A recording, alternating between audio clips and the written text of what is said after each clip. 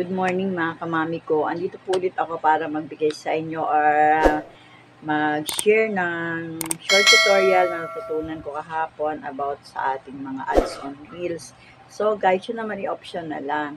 Pwede pala tayo mag-request kay Meta from ads on Reels o if ever na totoo, di ba wala namang mawawala kung subukan, di ba? Alam niyo naman ako laging positibo ang pag-iisip.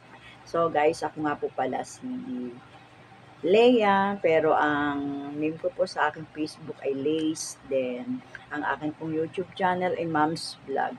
Ako po ay bagong YouTube user na gumagawa po ng mga short tutorial, yung mga unting kaalaman na gusto kong i-share sa inyo.